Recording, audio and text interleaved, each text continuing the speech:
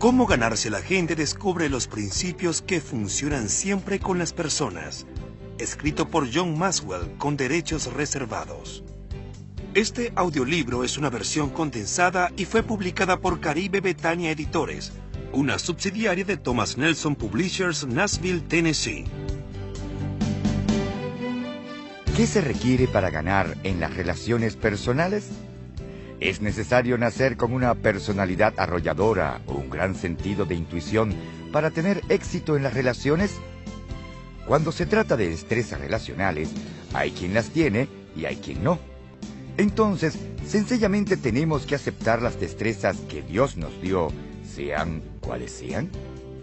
¿Puede alguien que sea bueno para construir relaciones volverse todavía mejor? La mayoría de nosotros puede darse cuenta de inmediato que está en presencia de una persona con don de gente. Los individuos que tienen una capacidad excelente para relacionarse con otros se conectan fácilmente con nosotros, nos hacen sentir bien y nos elevan a un nivel más alto.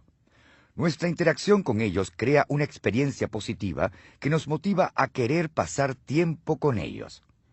Algunas personas son tan hábiles para trabajar con la gente que deberían estar en una especie de salón de la fama de las relaciones personales. Me refiero a individuos como Dale Carnegie, John Wooden, Ronald Reagan, Norman Vincent Peale. Asimismo, personas cuyas habilidades relacionadas les harían candidatos al salón de la infamia social. Leona Helmsley, Henry Ford padre, Frank Lorenzo y Dennis Rodman. Sin embargo, no es necesario leer el periódico ni estudiar historia para encontrar esos ejemplos extremos. Uno tiene que lidiar con gente así todos los días, en la calle, en la iglesia, quizás en el hogar y, sin lugar a dudas, en el trabajo. Escuche las siguientes afirmaciones hechas por diferentes personas en solicitudes de trabajo que revelan sus deficiencias en el trato personal. Al director le conviene que yo no tenga que trabajar con gente. La compañía me convirtió en chivo expiatorio, al igual que mis empleadores anteriores. Nota, no interpreten mis 14 empleos anteriores como una señal de inconstancia. Nunca he renunciado a un puesto. ¿Referencias? Ninguna. He dejado un reguero de despojos a mi paso. Tal vez piense que alguno de esos candidatos ahora se desempeña en su lugar de trabajo. ¿Qué precio le daría a las buenas destrezas para tratar con las personas? Pregunte a los ejecutivos exitosos de las compañías más grandes cuál es la característica personal más necesaria para alcanzar el éxito en los puestos de liderazgo, y le dirán que es la habilidad de trabajar bien con la gente. Entreviste a empresarios para descubrir qué separa los éxitos de los fracasos, y le dirán que es la habilidad para relacionarse con nosotros. Hable con los mejores vendedores y le dirán que el conocimiento de la gente es mucho más importante que el conocimiento del producto. Siéntese a hablar con profesores y artífices, forjadores y dueños de negocios, pastores y padres, y le dirán que las destrezas relacionales hacen la diferencia entre aquellos que se superan y los que no. El don de gente es inestimable porque no importa qué quiera hacer usted, si puede ganarse a la gente, puede ganar en todo. Todos los éxitos de la vida son el resultado de iniciar relaciones con la gente correcta y luego fortalecer esas relaciones con buenas destrezas relacionales. De igual modo, los fracasos en la vida casi siempre pueden atribuirse a fallas en las relaciones personales. A veces, la conexión es obvia. Enredarse con un cónyuge abusivo, un socio corrupto o un familiar vicioso tarde o temprano ocasionará grandes daños. Otras veces el problema es menos dramático, como mantenerse a distancia de un compañero de trabajo con el que uno tiene que interactuar a diario, no poder establecer una relación positiva con un cliente importante o perder oportunidades únicas para alentar a un niño inseguro. Lo cierto es que todos pueden vincular sus éxitos y fracasos a las relaciones que han desarrollado en su vida. ¿Ha tenido que lidiar alguna vez con una persona difícil? Tal vez pensó, no puedo negar que tiene talento, pero me resulta muy difícil trabajar con ella. O es un joven brillante, pero parece que no se lleva bien con nadie. Son personas que nunca alcanzan a desarrollar su máximo potencial porque solo son capaces de lograr una fracción de lo que podrían hacer si supieran cómo ganarse a la gente. No entienden que las buenas relaciones son más que la cubierta del pastel en la vida. Son el pastel mismo, la sustancia que necesitamos para llevar una vida exitosa y satisfactoria. Ahora bien, ¿qué deben hacer las personas que no poseen grandes destrezas relacionales? Debo admitirlo, para mí es muy natural establecer y desarrollar relaciones, pues siempre he sido muy sociable. Sin embargo, también me he esforzado en mejorar mis habilidades innatas. En medio siglo he aprendido mucho sobre los demás y sobre mí mismo, y he condensado esas ideas en 25 principios de interacción que cualquier persona puede aprender. Hasta el individuo más introvertido puede aprenderlos y volverse una persona más sociable, en tanto que alguien a quien le guste socializar podrá convertirse en experto en edificación y mantenimiento de relaciones. Digo esto porque son principios de interacción que funcionan en todos los casos. Se aplican sin importar que uno sea joven o anciano, sanguíneo o melancólico, hombre o mujer, empleado o jubilado. Los he practicado durante décadas y los he visto funcionar en docenas de países a los que he viajado en 6 continentes. Como resultado de aplicar estos principios, he optimizado mis probabilidades de éxito con los demás y he desarrollado relaciones positivas y saludables que me han traído éxito profesional y satisfacción personal. Esto no significa que usted tendrá una relación exitosa con todas las personas que se crucen en su camino, ya que no puede controlar la reacción de otra persona hacia usted. Todo lo que puede hacer es convertirse en la clase de persona que otros quieran conocer y con la cual puedan construir una relación significativa. En la vida, las habilidades que usted emplee y las personas con quienes elija relacionarse determinarán su éxito o su fracaso. He dividido los principios de interacción en este libro conforme a 5 factores críticos que debemos tener en cuenta si queremos ganarnos a la gente. Primero, disposición. ¿Estamos preparados para las relaciones? Segundo, conexión. ¿Estamos dispuestos a enfocarnos en los demás? Tercero, confianza. ¿Podemos desarrollar la confianza mutua? Cuarto, inversión. ¿Estamos dispuestos a invertir en otros? Quinto, sinergia. ¿Podemos crear relaciones en las que todos salgamos ganando? Aprenda y practique los principios de interacción y podrá dar respuesta afirmativa a todas estas preguntas. De este modo alcanzará el éxito en las relaciones personales porque será capaz de desarrollar relaciones sanas, eficaces y satisfactorias. Y usted tiene la oportunidad de convertirse en la clase de persona que también hace exitosos a los demás. ¿Qué podría ser mejor que eso? El factor disposición. ¿Estamos preparados para las relaciones? Debemos admitir que no todo el mundo tiene talento para iniciar, construir y mantener relaciones buenas y saludables. Hay muchos que crecen en hogares disfuncionales y nunca cuentan con ejemplos de relaciones positivas. Algunas personas están tan enfocadas en sí mismas y en sus propias necesidades que es como si los demás no existieran.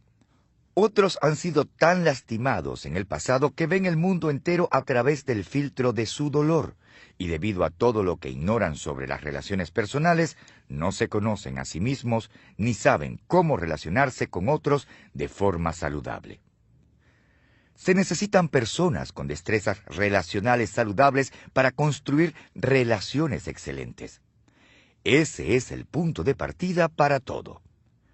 Creo que existen ciertos fundamentos indispensables para preparar bien a la gente para las relaciones. Estos determinan el éxito en el factor disposición. Los componentes esenciales están contenidos en los siguientes 5 principios de interacción. El principio del lente. ¿Quiénes somos? Determina cómo vemos a los demás. El principio del espejo. La primera persona que debemos examinar, nosotros mismos. El principio del dolor. Las personas heridas hieren a los demás y son heridos fácilmente por ellos. El principio del martillo. Nunca use un martillo para matar la mosca que se paró en la cabeza del otro. El principio del ascensor. Podemos elevar a los demás o llevarlos al suelo en nuestras relaciones. La persona que carezca de alguno de estos componentes esenciales no estará bien preparada para las relaciones y como resultado tendrá problemas recurrentes al trabajar con otros. Si usted o alguien que usted conoce parece incapaz de construir la clase de relaciones positivas que todos los seres humanos desean, la razón puede ser un problema de disposición. Al aprender estos 5 principios de interacción, usted se preparará para la creación de relaciones positivas y saludables. El principio del lente. Quiénes somos determina cómo vemos a los demás. La pregunta que debo responder es, ¿cuál es mi percepción de los demás? Un viajero que se acercaba a una ciudad grande preguntó a un anciano sentado junto al camino, ¿cómo es la gente en esta ciudad? ¿Y cómo eran allá de donde usted viene?, preguntó el hombre. Terribles, contestó el viajero, desconsiderados, deshonestos, detestables en todo sentido. Ah, dijo el anciano, esa es la clase de gente que va a encontrar en esta ciudad. Apenas acababa de irse el viajero cuando llegó otro a averiguar sobre la gente de esa ciudad. De nuevo el anciano le preguntó cómo era la gente en el lugar que acababa de dejar el viajero. Era gente honesta, decente, trabajadora y generosa, declaró el segundo viajero. Me dio tristeza dejar el lugar. Pues esa es la misma clase de gente que encontrará aquí, respondió el anciano. La manera como vemos a los demás es un reflejo de nosotros mismos. Si soy una persona que confía en los demás, les veré como personas confiables. Si critico a los demás, veré a los demás como mis críticos. Si me intereso en los demás, les veré como gente compasiva. Su personalidad se trasluce cada vez que usted habla acerca de los demás e interactúa con ellos. Alguien que no le conozca podría decir mucho acerca de usted basándose en una simple observación. Todos tenemos un marco de referencia personal que proviene de nuestras actitudes, presuposiciones y expectativas en cuanto a nosotros mismos, a otras personas y la vida en general. Estos factores determinan si somos optimistas o pesimistas, alegres o depresivos, confiados o sospechosos, amistosos o reservados, valientes o tímidos. Lo que uno enseñe se deriva de cómo ve la vida, y nuestra manera de ver la vida se deriva de quiénes somos. Hace unos años tuve la oportunidad de enseñar liderazgo al equipo profesional de fútbol americano de San Luis, Missouri. El equipo me invitó a asistir después a uno de sus partidos y me permitieron sentarme con las esposas de los entrenadores y jugadores. Me senté junto a Kim Maxco, esposa del entrenador asistente de los Rams de San Luis, John Maxco. Mientras hablábamos, le pregunté sobre todas las ciudades en que había vivido para saber cuál era su favorita. Ella había vivido en muchos estados: Ohio, Carolina del Norte, Arizona, California, Nueva York y Missouri. Su respuesta fue: me gusta donde vivo ahora. ¿Así que San Luis es su ciudad favorita?, le pregunté. No, eso no fue lo que dije. Mi lugar favorito es donde quiera que esté viviendo en el momento, volvió a responder. Es una decisión. ¡Qué actitud tan admirable! Si usted puede mantener una perspectiva semejante, siempre verá la vida bajo una luz positiva. ¿Qué factores contribuyen a determinar quién es usted? Muchos, por supuesto. Pero estos son los 5 que considero más importantes. Primero, genética. Cuando Margaret y yo éramos jóvenes e ingenuos, creíamos que la genética tan solo jugaba un papel secundario en la constitución de una persona. Pensábamos que el ambiente era responsable, en un 98%, por lo que llegara a ser una persona. Si usted cría a sus hijos para que sean como usted, así lo serán. Luego adoptamos a nuestros hijos Elizabeth y Joel Porter. Descubrimos que la crianza, el desarrollo del carácter, la educación y la instrucción espiritual son factores importantes, pero algunas cosas son parte intrínseca de la gente y van a permanecer allí, sin importar en qué ambiente se desarrollen. Su constitución genética puede ser tanto buena como mala noticia para usted. Hay algunas cualidades y características que usted recibió al ser creado que son maravillosas. Y esto es cierto para cada ser humano en el planeta. Sin embargo, también hay cosas que a usted no le gustan. Es posible que le toque aprender a vivir con ellas. Pero en lo relacionado con el carácter, preste mucha atención a sus debilidades. En lo relacionado con los talentos, enfóquese en sus puntos fuertes. En esto no tenemos opciones, porque nadie puede cambiar sus genes. Sin embargo, de los 5 factores principales que determinan quién es usted, es el único que no puede cambiar con sus decisiones, mientras que los otros 4, por lo menos en cierta medida, dependen de usted. Segundo, imagen personal. La gente es como el agua. Cada uno encuentra su propio nivel. Una persona con una imagen negativa de sí misma esperará lo peor, dañará sus relaciones y encontrará a otros que también sean negativos. Aquellos que tienen una imagen positiva de sí mismos esperarán recibir lo mejor en la vida, y aquellos que tienen una imagen personal positiva y fidedigna tendrán mayor probabilidad de alcanzar el éxito, ver a los demás como exitosos en potencia y relacionarse con otras personas exitosas. Tercero, experiencias en la vida. Piensa en algunas de sus experiencias de la infancia. Si tuvo grandes éxitos deportivos, es probable que se hayan vuelto una parte importante de su vida. Si hacía amigos con facilidad, es probable que ahora disfrute la compañía de la gente. Si fue descuidado o maltratado, esto ha tenido otra clase de efecto en su vida. Todo lo que usted ha experimentado contribuye a definir quién es usted ahora. Nosotros no escogemos todas las experiencias de nuestra vida, y esto es en particular muy cierto sobre nuestra infancia. Sin embargo, sí elegimos muchas de las experiencias que tenemos ahora.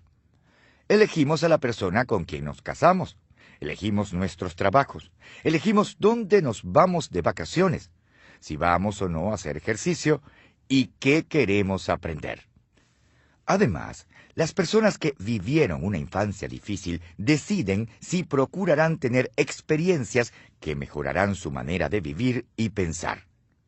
No podemos deshacer nuestro pasado, pero sí podemos reprogramarnos con experiencias nuevas. Cuarto, actitud y decisiones frente a esas experiencias.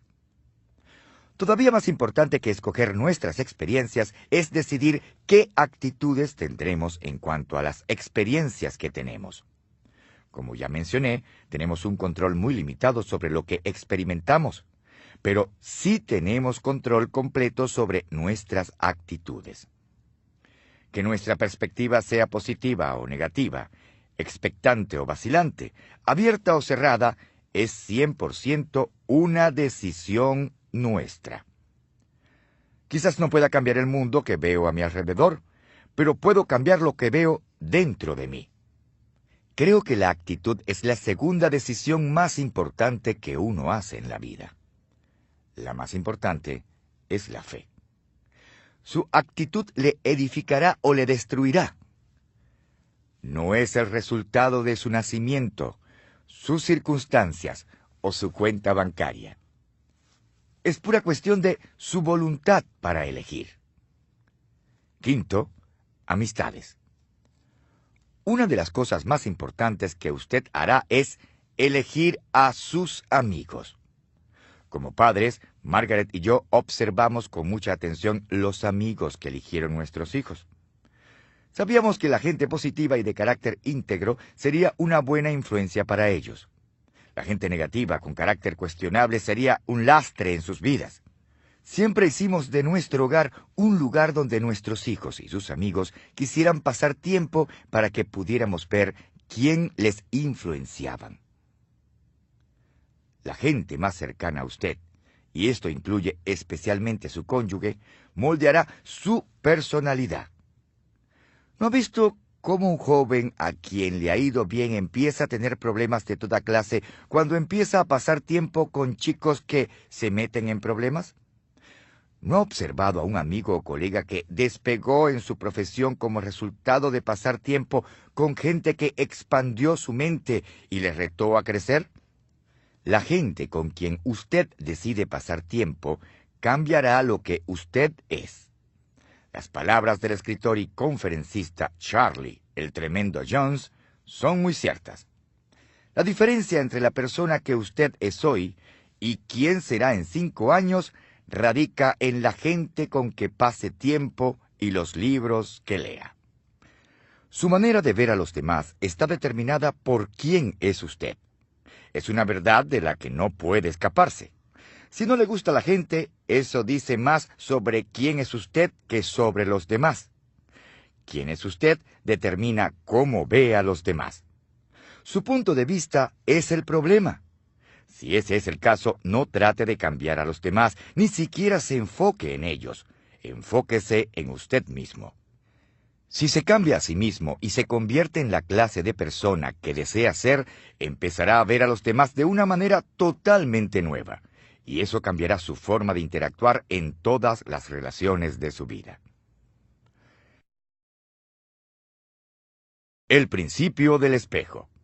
La primera persona que debemos examinar, nosotros mismos. ¿Me he examinado a mí mismo o a mí misma y he asumido la responsabilidad por quién soy? ¿Ha conocido a alguien que sea el peor enemigo de sí mismo, que siempre se las arregló para sabotearse cuando el éxito estaba a su alcance o que no haya podido mantener un empleo? Algunas de estas personas poseen gran potencial, pero siempre se frustran a sí mismas. Claro, esto no significa que todos los que tienen ese problema no salgan adelante en la vida. A veces logran hacer grandes cosas, pero como son su peor enemigo, poco a poco van consumiéndose a sí mismos y sus relaciones con otros. Creo que Pete Rose es una de esas personas. Cuando Pete Rose empezó a hacer apuestas de béisbol en 1987, dijo que ni siquiera había considerado las consecuencias. Quizás fue sencillamente el siguiente paso lógico en su progreso como apostador compulsivo, un título que Rose rechaza con vehemencia. No obstante, ¿cómo puede llamarse a una persona que apuesta durante todo el año en diversas actividades deportivas y que parece incapaz de dejar las apuestas exorbitantes, aunque podrían costarle su subsistencia? El corredor de apuestas Rose Peters testificó que recibió más de $1 millón en apuestas de Rose, solo en béisbol y en una sola temporada. ¿Cómo es posible que Rose no se diera cuenta de lo que le sucedía? ¿Por qué se abstuvo de hacer tantas apuestas?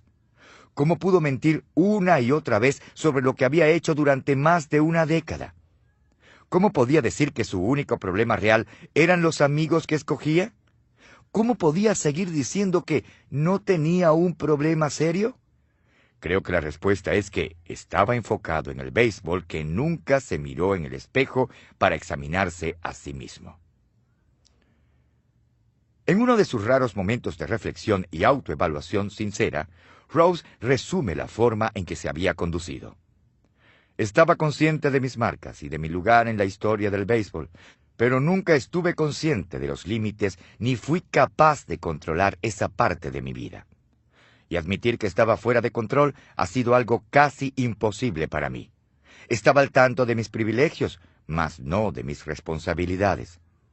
En mi opinión, Rose todavía está luchando por definir cuáles son sus responsabilidades. Esto es algo muy difícil de hacer cuando a usted no le gusta mirarse en el espejo. Las personas que no están conscientes de quiénes son y de lo que hacen, con frecuencia dañan sus relaciones con los demás. La forma de cambiar esto es mirarse en el espejo. Es algo que todos debemos hacer. Es lo que llamo pasar la prueba del espejo. Considere estas verdades que debemos aprender acerca de nosotros mismos. Yo soy la primera persona a quien debo conocer. Conciencia de uno mismo. La naturaleza humana parece dotar a las personas con la habilidad de medir a todo el mundo, excepto a ellos mismos. Pete Rose no tiene una imagen clara de sí mismo y tiene a considerarse como una víctima de las circunstancias. Rose se ha descrito a sí mismo como un chico que creció en el lado equivocado del ferrocarril y que salió adelante en la vida gracias a un talento atlético nada espectacular. Además, cree que el castigo que recibió, quedar expulsado del béisbol por hacer apuestas, no se ajusta al delito que cometió. Algunas personas están dotadas con una capacidad natural de tener conciencia de sí mismas. Thomas Armstrong, el autor de 7 tipos de inteligencia, señala que estas personas poseen inteligencia personal interior. Alcanzar esa clase de conciencia de uno mismo no es fácil para la mayoría de las personas, pues es un proceso que a veces puede ser lento y requiere de un esfuerzo intencional. Yo soy la persona con quien debo relacionarme bien. Imagen de uno mismo.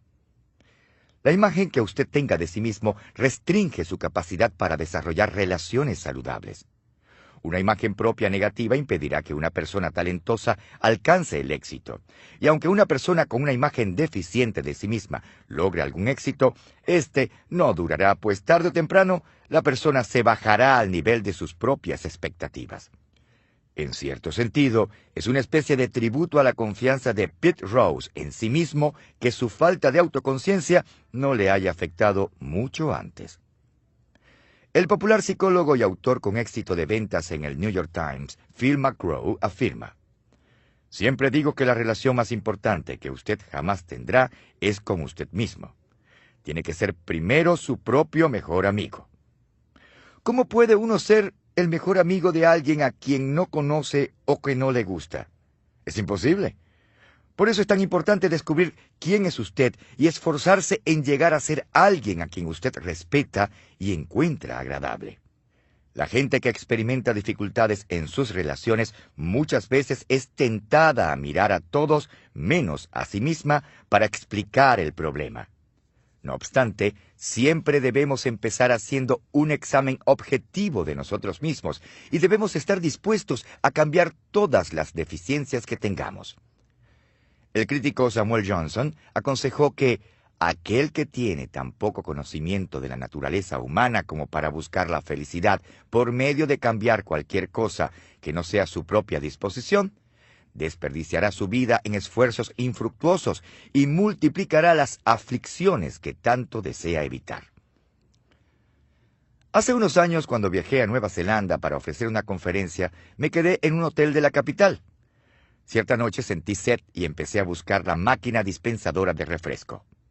Como no encontré ninguna, me fijé en una puerta que decía «personal» y supuse que podía entrar para ver si alguien podía ayudarme. No encontré allí a ningún trabajador del hotel ni a una máquina de bebidas, pero sí observé algo interesante. Al acercarme a la puerta para salir otra vez al corredor, vi que la puerta tenía un espejo de pies a cabeza con las siguientes palabras: «Examínese con cuidado. Esto es lo que ven los clientes y huéspedes del hotel». La gerencia del hotel quería recordar a los empleados que para cumplir bien sus funciones tenían que darse un buen vistazo a sí mismos. Si quiere tener mejores relaciones con los demás, entonces deténgase, mírese en el espejo y empiece a trabajar para mejorar lo que ve. El principio del dolor. Las personas heridas hieren a los demás y son lastimadas con facilidad. ¿Hiero a las personas o ellas me hieren a mí con demasiada facilidad? No hace falta un psiquiatra para confirmar que hoy día hay muchas personas heridas. La columnista Ann Landers afirmó que 1 de cada 4 norteamericanos sufre algún desequilibrio emocional. También añadió que deberíamos considerar nuestras 3 amistades más cercanas. Y si nos parece que están bien, eso significa que nosotros somos los del problema. La realidad es que sea normal, no es típico. Ahora es una excepción. Por supuesto, el hecho de que tanta gente viva con heridas sin sanar no es un fenómeno nuevo. En el siglo XIX, el filósofo Arthur Schopenhauer comparó la raza humana a una manada de puercos espines en una fría noche de invierno. Cuanto más fría es la noche, más nos acercamos para calentarnos, pero entre más nos acercamos, más daño nos hacemos unos a otros con las espinas. Así, en la noche solitaria del invierno terrestre, llega el momento en que empezamos a separarnos y a deambular por nuestra propia senda hasta que morimos congelados en nuestra soledad. Schopenhauer era bastante pesimista, y a diferencia de él, creo que hay esperanza para todos. Sin embargo, también sé que no podemos ser ingenuos en cuanto a la situación de la gente. Una gran cantidad de individuos está alimentando heridas profundas. El poeta alemán Hermann Hesse escribió: si detestas a una persona, detestas algo en él o ella que es parte de ti mismo. Lo que no es parte de nosotros no nos molesta. Estoy de acuerdo con su punto de vista. Cuando una persona herida explota, es en respuesta a lo que sucede en su interior, más que a lo que sucede a su alrededor. Es porque siente o cree que hay algo negativo dentro de ella. El problema es que la gente que no cree en sí misma nunca triunfará y también impedirá el éxito de quienes le rodean. A comienzos de mi carrera pastoral, hice muchas sesiones de conserjería, algo que después delegué a otros miembros del equipo porque no tenía el temperamento adecuado para hacerlo.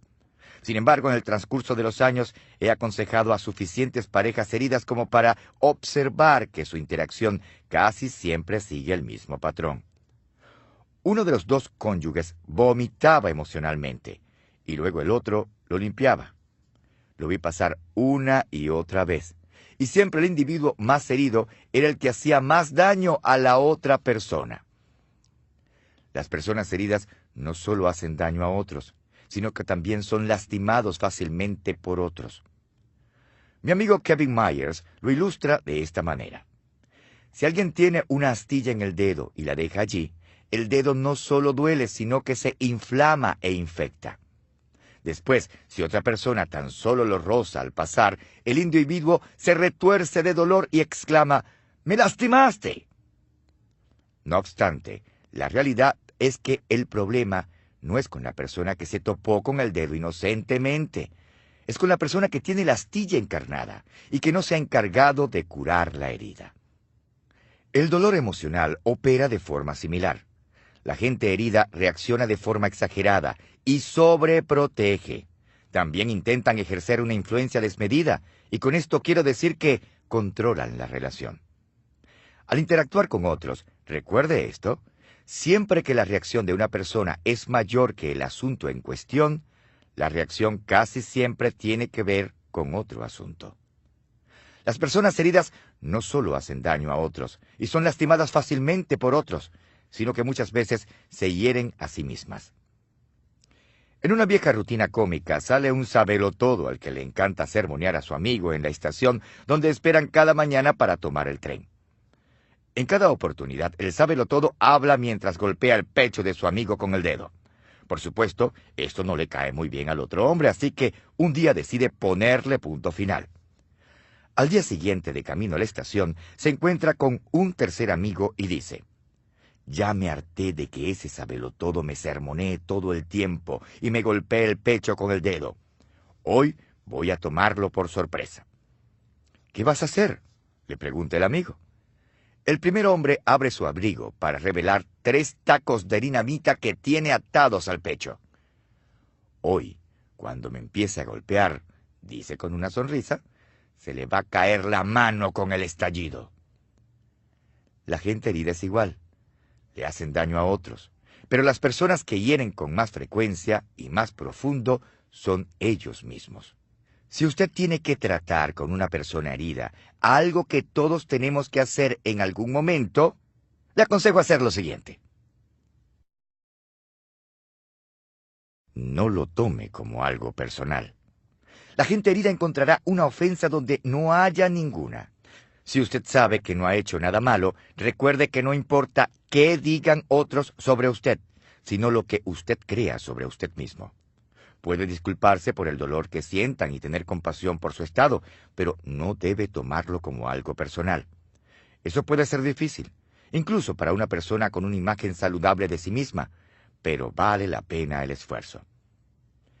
Busque el problema más allá de la persona. Usted haría bien en tratar de ver más allá de la persona y sus acciones hirientes para ver cuál es la causa real del dolor. Así no pueda descubrir la fuente del problema, este plan le ayudará a abordar a la persona con mayor compasión. Mire más allá de la situación. ¿Alguna vez sintió temor de hacer una llamada telefónica para dar una mala noticia, no tanto por la noticia misma, sino porque temía la reacción de la persona al otro lado de la línea? Apenas la semana pasada, mi esposa y yo tuvimos que hacer una de esas llamadas. Habíamos planificado el fin de semana, pero las cosas cambiaron al último minuto. Tuvimos que llamar a un amigo que sería afectado negativamente por el cambio imprevisto. Detestamos tener que hacer la llamada, no porque la noticia fuera tan mala, sino porque la persona no era muy fuerte en sus emociones y sabíamos que reaccionaría mal. En esos casos, trate de no enfocarse en la situación. Solo recuerde que no importa qué le sucede a usted, sino qué sucede en usted. Trate de elevarse por encima de la turbulencia emocional que la otra persona pueda generar. No añada a su dolor. La inclinación natural de muchas personas es contrarrestar el fuego con fuego y el dolor con dolor. Sin embargo, desquitarse de una persona herida es como patear a un hombre caído. El estadista Sir Francis Bacon dijo: «Esto es cierto, que un hombre consumido por la venganza mantiene sus heridas frescas, las cuales, de no ser así, sanarían y a él le iría bien». Si alguien estalla con rabia contra usted, lo mejor es perdonarle y seguir adelante. Ayúdeles a encontrar ayuda. El gesto más amable que usted puede brindar a las personas heridas es tratar de conseguirles ayuda. Algunas personas no quieren lidiar con sus problemas y usted ciertamente no debe procurar que reciban ayuda a la fuerza, pero siempre puede optar por extenderles una mano. El proceso de sanidad puede tomar mucho tiempo, como sucedió con Tom, pero se sabe de gente muy amargada que ha podido superarse. Al principio de este capítulo se formuló esta pregunta: ¿hiero a las personas o ellas me hieren a mí con demasiada facilidad? Si su pregunta fue afirmativa, entonces necesita responder una segunda pregunta. ¿Estoy preparado para trabajar en mis problemas y superar mi dolor? Esta es la clave. La mayoría de la gente quiere una cura instantánea, algo que les proporcione alivio momentáneo. Por eso es que algunos optan por estallar con improperios, ya que hacerlo les hace sentirse mejor temporalmente. Otros usan el alcohol, la comida, el sexo o cualquier otra cosa para mitigar el dolor. Pero como dice mi amigo Kevin Myers, si usted quiere mejorar, necesita más que un remedio instantáneo. Usted necesita ponerse en forma. La gente que procura estar en buena forma en sus emociones no busca un alivio momentáneo, buscan hacer lo correcto. ¿Cómo puede estar seguro de qué clase de persona es usted? La gente que busca remedio instantáneo deja de trabajar en resolver el problema tan pronto siente alivio del dolor o la presión. La gente que procura arreglar su problema de verdad continúa haciendo lo correcto y mejorando aunque la incomodidad se desvanezca. Para analizar sus heridas del pasado y evaluar sus problemas emocionales se requiere a veces la ayuda de un consejero profesional. Y es posible que el proceso le parezca insoportable, pero bien vale la pena.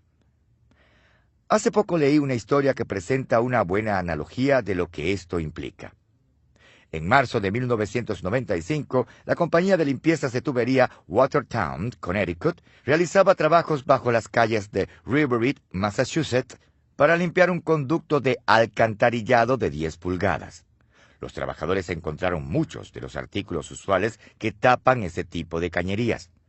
Sin embargo, también descubrieron muchas otras cosas.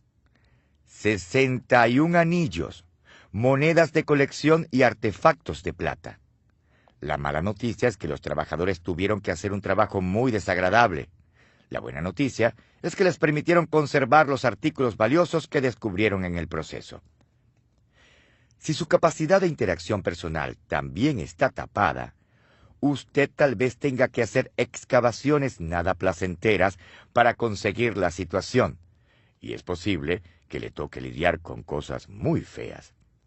Sin embargo, la recompensa es que podrá descubrir algunos tesoros que ni siquiera sabía que existían, y al final de su duro trabajo puede desarrollar una capacidad para desarrollar relaciones sanas. El principio del martillo. Nunca use un martillo para matar la mosca que está parada en la cabeza del otro. ¿Dirían otros que reacciono exageradamente a los detalles minúsculos en una relación?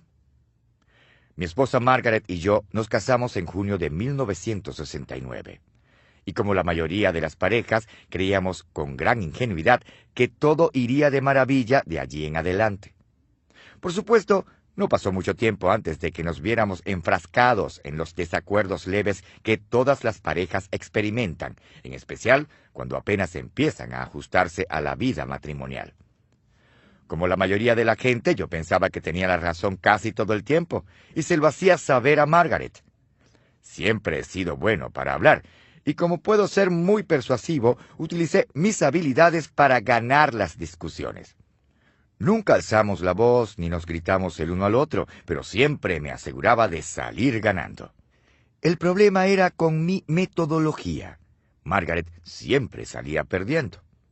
Hicimos muchas cosas durante esos 2 primeros años de matrimonio. Por esa situación se mantuvo siempre igual. Sin darme cuenta, le estaba ocasionando daños emocionales a Margaret. Si estábamos en desacuerdo, yo tenía una reacción exagerada y sin proponérmelo ponía otro ladrillo en el muro que se estaba levantando entre los dos. Yo me di cuenta de que ganar a cualquier costo pondría en peligro nuestro matrimonio. Un día Margaret hizo que me sentara, me contó cómo se sentía cada vez que discutíamos y explicó lo que eso le estaba haciendo a nuestra relación.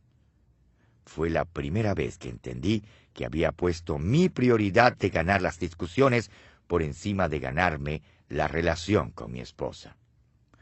A partir de ese momento decidí cambiar, tras entender que tener la actitud correcta era más importante que tener las respuestas correctas. Suavicé mi método, empecé a escuchar más y dejé de convertir los detalles en problemas grandes. Con el paso del tiempo, el muro que se había empezado a levantar se vino abajo y empezamos a construir puentes. Desde aquella época he hecho un esfuerzo consciente de iniciar la conexión siempre que entro en conflicto con alguien. Admitámoslo. Debido a sus personalidades, algunas personas están más inclinadas a usar un martillo, aun cuando otra herramienta más tersa pueda hacer el trabajo bien. Trato de aplacar mi conducta con el uso de las 4 T. Quizás usted quiera usarlas cuando se encuentre en una situación similar. Primera, toda la información. ¿Salta usted a conclusiones mucho antes de que terminen de presentarle un problema dado? Esto nos sucede con frecuencia a los que tenemos personalidad fuerte. Por eso es que me he adiestrado a mí mismo para seguir un proceso que me impida martillar con respuestas a la gente antes que terminen de formular sus preguntas. Cuando alguien comparte su punto de vista conmigo, yo trato de escuchar, hacer preguntas, volver a escuchar, hacer más preguntas, escuchar un poco más y, por último, responder. He descubierto que si me detengo lo suficiente, tengo mayor probabilidad de dar respuestas pacientemente y de manera apropiada. Segunda, tiempo oportuno. Hace poco leí una cita atribuida al señor Dan Sadra que decía: «Lo que cuenta es lo que haces, no cuando lo haces». Esto no siempre es verdad. Si el general no ordena el ataque en el momento preciso, la batalla se pierde. Si el padre no se apresura a llevar a su hijo accidentado al hospital, puede costarle la vida. Si usted no se disculpa con alguien tras haberle ofendido, se arriesga a perder la relación. Actuar en determinado momento es tan importante como emprender la acción correcta. Incluso es importante discernir cuando no se debe actuar. La famosa anfitriona y escritora Lady Dorothy Neville hizo la siguiente observación: «El arte verdadero de la conversación no consiste solo en decir lo correcto en el lugar correcto, sino también en dejar de decir lo incorrecto en el momento en que nos sentimos tentados a decirlo». Me parece que la causa más común de la inoportunidad en las relaciones son los motivos egoístas. Si tiene hijos pequeños, póngase a pensar en los momentos inoportunos que escogen. Esto se debe a que, por lo general, solo piensan en ellos mismos. Por esa razón, cuando nos molestamos por detalles menores, nuestro objetivo número 1 debe ser dejar a un lado nuestra agenda personal y construir la relación. Si ha examinado sus motivos y tiene la certeza de que son buenos, entonces usted necesita hacerse 2 preguntas para determinar si sus acciones son oportunas. En primer lugar, ¿estoy listo para confrontar? Esta es una respuesta muy fácil de responder, porque es cuestión de saber si usted realmente ha cumplido su parte. La segunda es más difícil. ¿Está la otra persona preparada para oírme? Si usted ha cimentado una buena base relacional y ustedes dos no están inmersos en el ardor de la batalla, entonces la respuesta puede ser afirmativa. A veces la gente responde a nuestras actitudes y acciones más que a nuestras palabras. Muchos conflictos por cosas insignificantes ocurren porque la gente emplea un tono de voz incorrecto. El escritor de Proverbios declaró: «La blanda respuesta quita la ira, mas la palabra áspera hace subir el furor». ¿No ha confirmado la veracidad de esta frase en su propia experiencia? De no ser así, trate de hacer este experimento. La próxima vez que alguien le diga algo con aspereza, responda con amabilidad y bondad. Al hacerlo, lo más probable es que la persona que le habló con ira suavice su tono y posiblemente hasta su actitud. Cuarta, temperatura. Con el ánimo exaltado, mucha gente tiende a lanzar bombas cuando el usar una onda pudiera ser suficiente. Esto puede ocasionar muchas dificultades, ya que el tamaño del problema original muchas veces cambia dependiendo de cómo se maneje.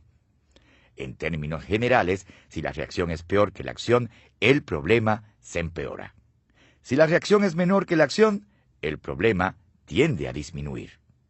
Es por esa razón que trato de seguir una pauta autoimpuesta que llamo la regla de la reprimenda. Dedique 30 segundos a expresar sus sentimientos y asunto terminado. Cada vez que permitimos que algo pequeño genere una reacción grande, que dure más de 30 segundos, lo que estamos haciendo es usar el martillo. Al escuchar este capítulo, es posible que le haya pasado por la mente algún amigo o colega y tal vez piense: yo sé de alguien que necesita esto mismo.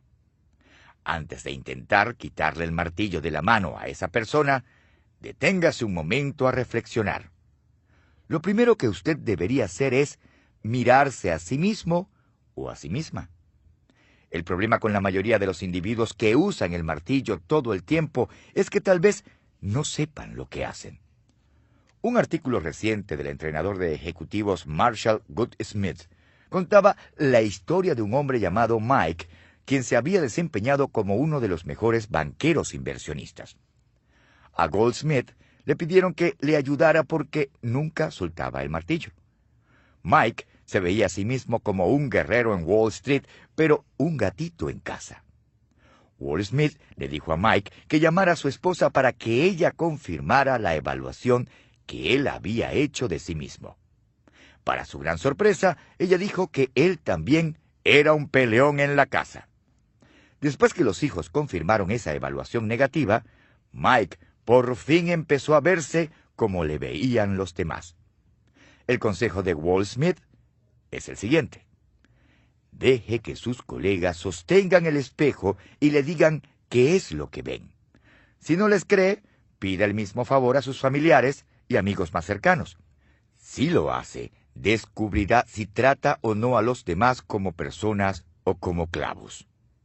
Si es lo segundo, usted necesita hacer un cambio. El principio del ascensor. Podemos elevar a los demás o llevarlos al suelo en nuestras relaciones. ¿Dirían los demás que les elevo o que les arrastro por el suelo? La gente o bien valora a los demás y aligera su carga al elevarse de este modo, o restan valor a los demás al pensar solo en sí mismos y arrastran a la gente por el suelo en el proceso. Pero yo llevaría el concepto un paso más adelante. Creo que la intensidad con la que elevamos o arrastramos a otros puede determinar que existen realmente 4 tipos de personas en cuanto a relaciones se refiere. Primero, algunas personas añaden algo a la vida y las disfrutamos. Muchas personas en este mundo desean ayudar a otros. Estas personas son las que añaden porque les hacen la vida más agradable y placentera a los demás. El evangelista D. L. Moody aconsejó a la gente a hacer todo el bien que uno pueda, a toda la gente que uno pueda, de todas las maneras que uno pueda, por tanto tiempo como uno pueda. Moody fue uno de los que añaden a la vida de los demás. La gente que añade valor a otros casi siempre lo hacen de manera intencional. Lo digo porque añadir valor a otros requiere que una persona dé de sí misma, y esto muy rara vez ocurre por accidente. Me he esforzado en ser esa clase de personas. Me gusta la gente y me propongo ayudar a cuantos puedo. Para ello me he fijado la meta de ser un amigo. Hace unos años, mi sobrino Troy vino a vivir con nuestra familia después de terminar la universidad y fue a trabajar para una compañía de préstamos hipotecarios. Troy era inteligente, trabajaba duro y quería ser exitoso. Nosotros quisimos ayudarle, así que le di algunos consejos antes que empezara su nuevo trabajo. Le sugerí que hiciera lo siguiente: llegar temprano y quedarse hasta tarde. Le aconsejé que hiciera más de lo que se esperaba de él, que llegara 30 minutos antes, que almorzara en la mitad del tiempo asignado y que trabajara media hora más al final del día. Hacer algo todos los días para ayudar a la gente a su alrededor. Le sugerí que añadiera valor al equipo por medio de añadir valor a sus compañeros de trabajo. Ofrecerse a hacer algunos trabajos adicionales. Le dije que sacara una cita con el jefe para hacerle saber que si necesitaba realizar alguna tarea extra, sin importar cuán servil fuera, él estaba disponible para ayudar. Esto incluía estar dispuesto a trabajar extra al final del día o el fin de semana. Lo que hice fue darle a Troy una lección en cómo ser una persona que añade, no que subtrae. Como resultado, Troy añadió valor a la gente que lo rodeaba y a la compañía, tanto así que ascendió con rapidez en la organización antes de cumplir los 30 años. Segundo, algunas personas sustraen algo de la vida y las toleramos. En su obra Julio César, el personaje Cassius del dramaturgo William Shakespeare afirma: un amigo debería sobrellevar las aflicciones de su amigo. En cambio, Brutus hace las mías mayores de lo que son. Eso mismo hacen los que subtraen, pues no hacen más llevaderas nuestras cargas, sino que vuelven más pesadas las que ya tenemos. Lo triste es que casi siempre lo hacen de forma muy intencional. Si usted no sabe cómo añadir a los demás, es posible que sustraiga por omisión. En las relaciones, recibir es fácil, dar es mucho más difícil. Es similar a la diferencia entre construir algo y derribarlo. Un artesano hábil dedica mucho tiempo y energía para construir una silla hermosa, pero no se requiere ninguna habilidad para despedazarla en cuestión de segundos. Tercero, algunas personas multiplican algo en la vida y las valoramos. Cualquier persona que así lo desee puede aprender a añadir a los demás. Para ello solo se necesita el deseo de elevar a la gente y la intencionalidad para llevarlo a cabo. Esto es lo que George Crane trató de enseñar a sus estudiantes. Sin embargo, para llegar a otro nivel en las relaciones, para convertirse en un multiplicador, uno tiene que ser intencional, estratégico y capaz. Entre más talentos y recursos posea una persona, mayor será su potencial para convertirse en multiplicador. Cuarto, algunas personas dividen algo en la vida y las evitamos. Los que dividen son personas que realmente nos llevan al sótano, pues se proponen arrastrarnos tan bajo como puedan y todas las veces que puedan. Son como el presidente de la compañía que envió un memorándum a su director de personal que decía: busque en la organización a un hombre joven, agresivo y alerta que sea capaz de reemplazarme y tan pronto lo encuentre, despídalo. Los que dividen son bastante dañinos, porque a diferencia de los que sustraen, sus acciones negativas casi siempre son intencionales. Son personas hirientes que quieren verse o sentirse mejor como sea, y muchas veces para lograrlo tratan de hacer que a otra persona le vaya peor que a ellos. Como resultado, dañan relaciones y causan desastres en la vida de la gente. Creo que en lo más profundo de su ser, todas las personas, hasta las más negativas, quieren ser como ascensores que elevan a todos a su alrededor. Todos queremos ser una influencia positiva en la vida de otros, y la verdad es que sí podemos serlo. Esta es una cita que siempre me ha gustado. Pasaré por este mundo nada más que una vez. Por eso, cualquier bien que pueda hacer o cualquier bondad que pueda mostrar a cualquiera de mis semejantes, déjame hacerlo ahora. No puedo postergarlo ni descuidarlo, pues no volveré a pasar por aquí otra vez. La gente que eleva a los demás no espera hasta mañana, o que llegue algún día mejor para ayudar a la gente, sino que actúa ahora mismo. Cada persona en el mundo tiene la capacidad de convertirse en alguien que eleva a los demás. Usted no tiene que ser rico, ni necesita ser un genio. No necesita tener una vida perfecta, pero sí tiene que interesarse en la gente e iniciar las actividades que elevarán a los demás. No deje que pase otro día sin elevar a la gente en su vida. Esto hará posible un cambio positivo en las relaciones que ya tiene y abrirá paso a muchas más. Antes de proseguir, revisemos los principios de interacción que se relacionan con el factor disposición. El principio del lente, quiénes somos, determina cómo vemos a los demás. El principio del espejo, la primera persona que debemos examinar, nosotros mismos. El principio del dolor, las personas heridas hieren a los demás y son lastimadas con facilidad. El principio del martillo, nunca use un martillo para matar la mosca parada en la cabeza de otro. El principio del ascensor, podemos elevar a los demás o llevarlos al suelo en nuestras relaciones.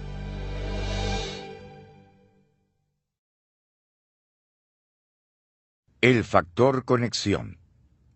¿Estamos dispuestos a enfocarnos en los demás?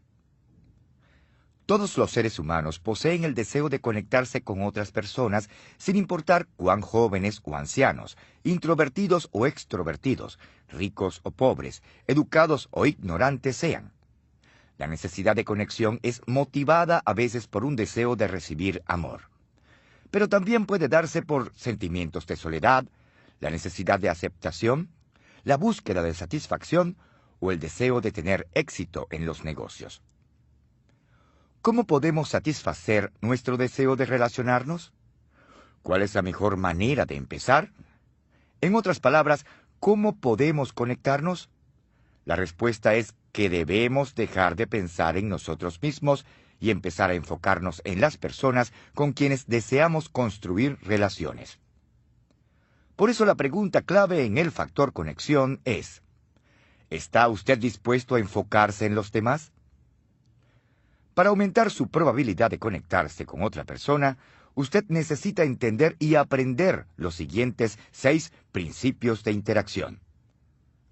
El principio de la perspectiva. Toda la población del mundo, con una pequeña excepción, está compuesta por los demás seres humanos. El principio del intercambio.